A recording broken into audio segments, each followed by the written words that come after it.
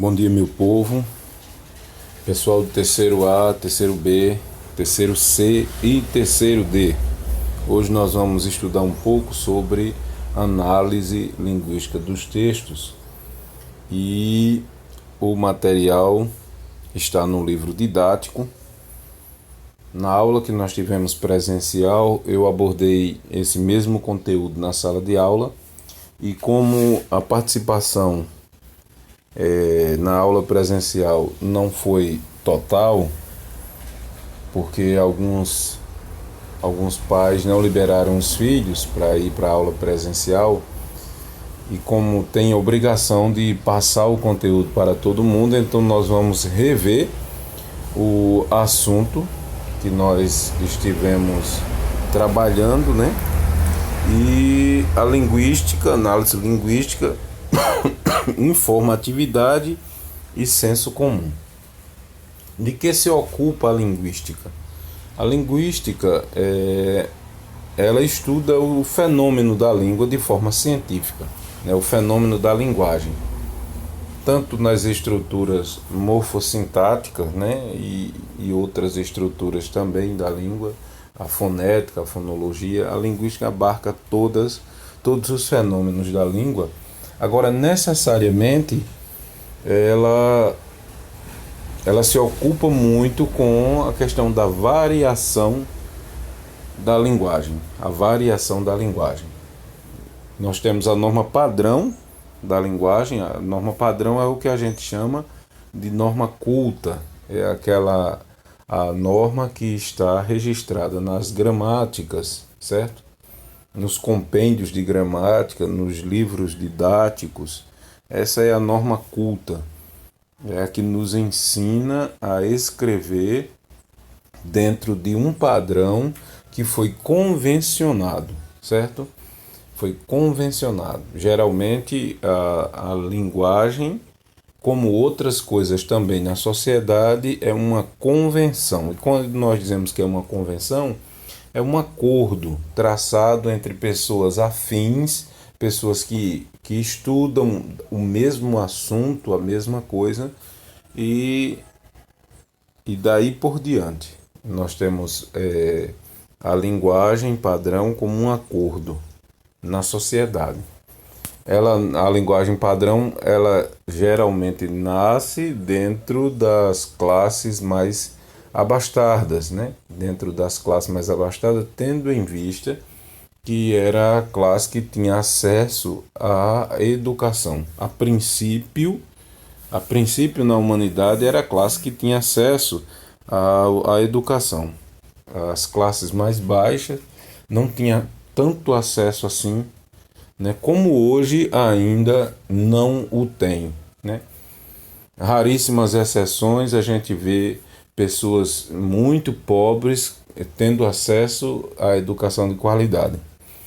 Que o diga o pessoal que mora nos sítios, na zona rural, distante dos grandes centros, o pessoal que mora nas comunidades mais pobres, à margem do centro das grandes cidades. Esse pessoal, a educação que eles têm é diferente da educação das escolas do centro da cidade. E que o diga também todo aluno, como eu, que fui aluno da rede pública, sempre fui aluno da rede pública, a questão da qualidade do ensino. Não porque é público e não simplesmente por conta de quem o faz, mas muita falta de vontade política de quem o faz, digo, dos profissionais e também dos governantes. Então nós temos aí análise linguística, informatividade e senso comum. Informatividade, você já parte para a ideia da questão da informação, certo? Vamos analisar a questão da informação.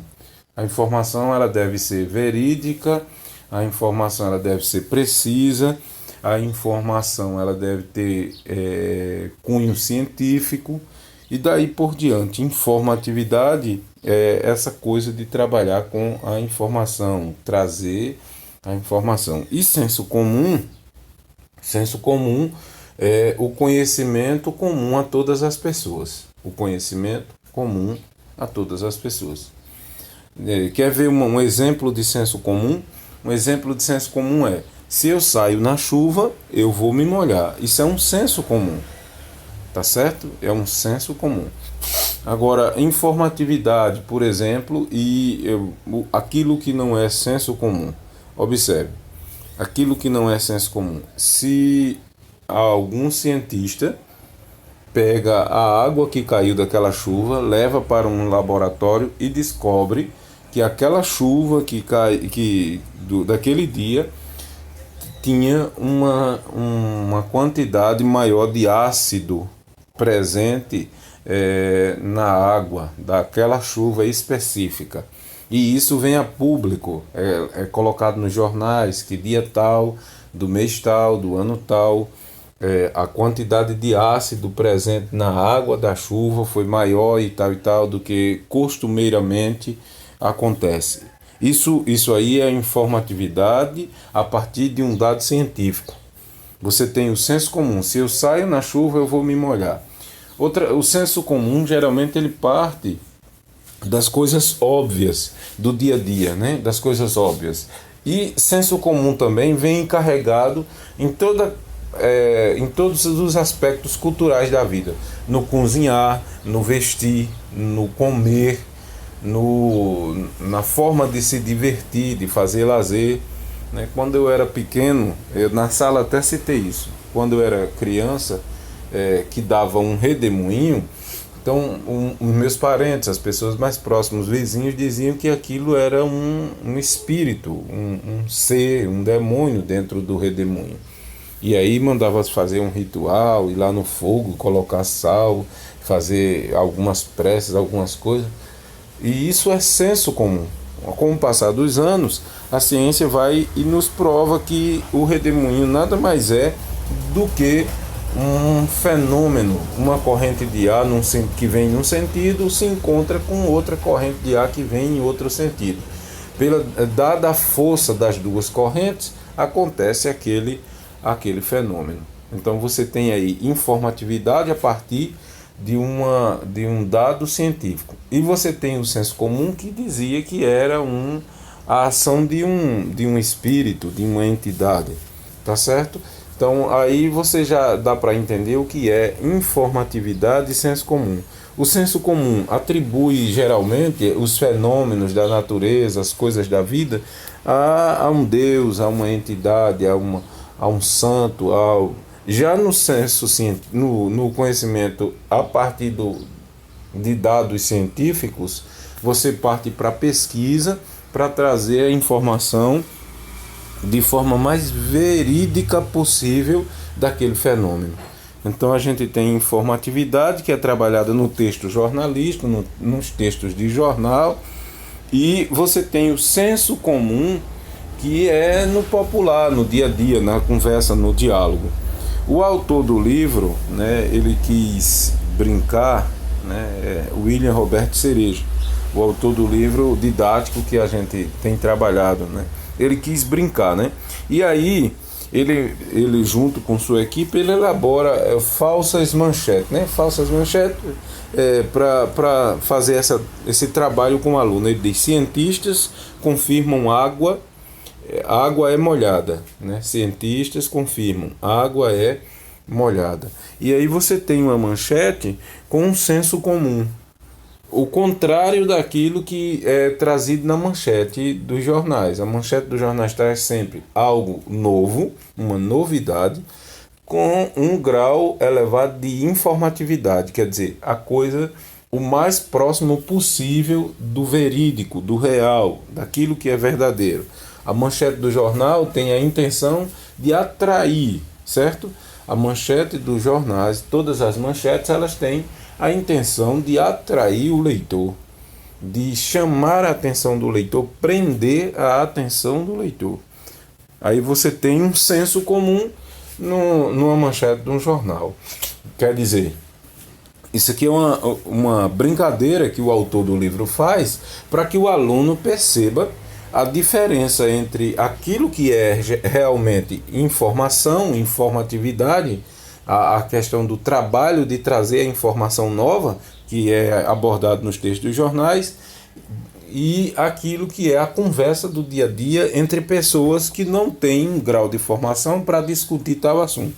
Então ele brinca com isso, certo? Outra manchete, né, eu fotografei, recortei para que a gente pudesse, quem não está com um livro em casa, pudesse ter acesso ao que está lá no material didático, né, de vocês.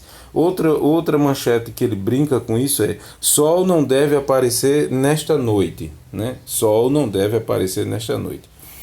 Do ladinho tem outra, né? Outro título aí muito interessante. Assaltantes são os principais responsáveis por assaltos na capital. É o óbvio, né?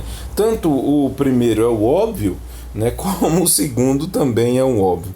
A primeira reportagem nem tanto. Sabe por quê, gente?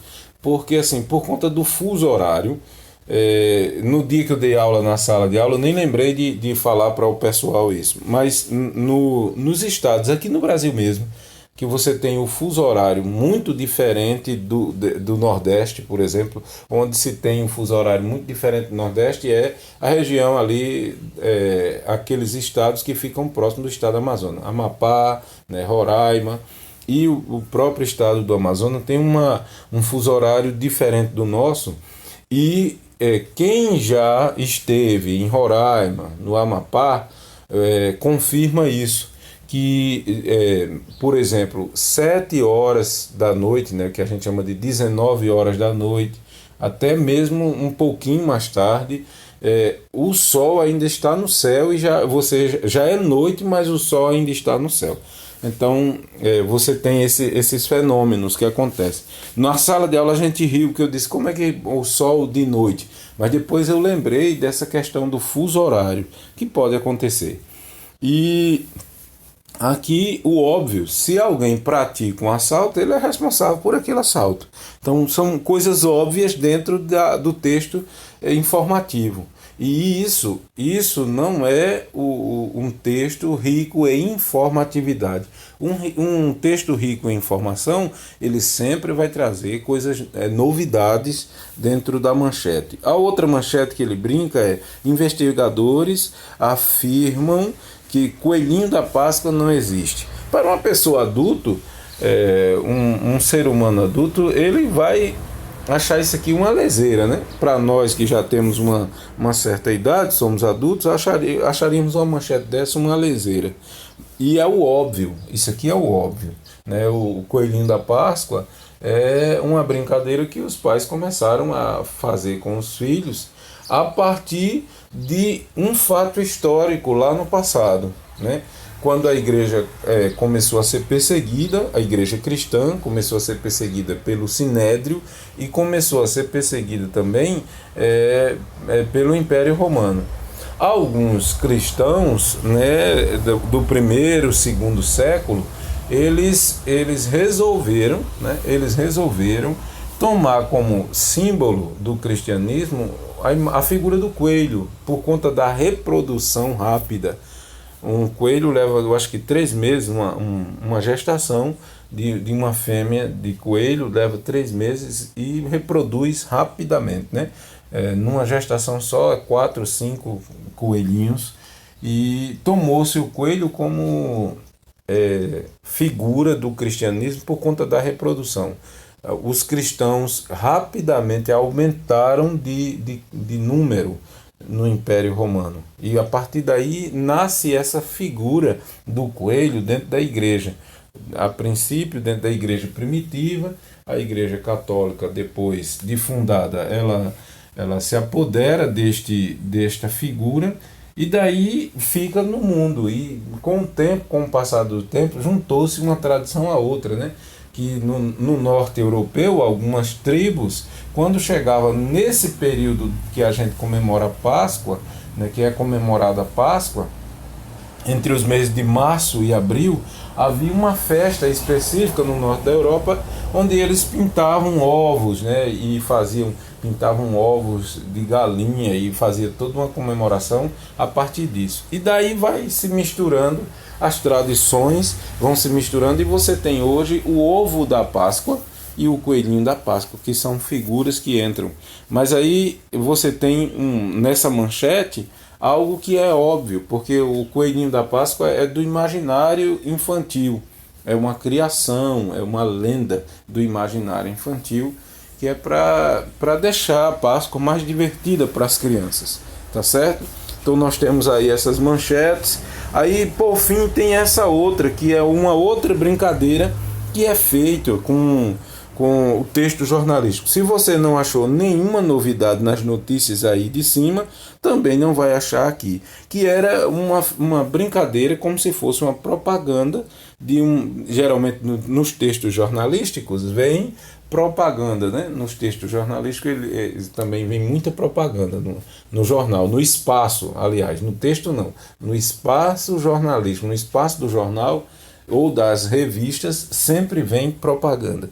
Então, pegando o gancho do que o autor do livro quis fazer, a equipe dele, que ajudou ele a construir o livro, fizeram essa brincadeira com um anúncio como se fosse aí uma parceria com a Chevrolet, né, que é a empresa aí que fabrica esse carro aí.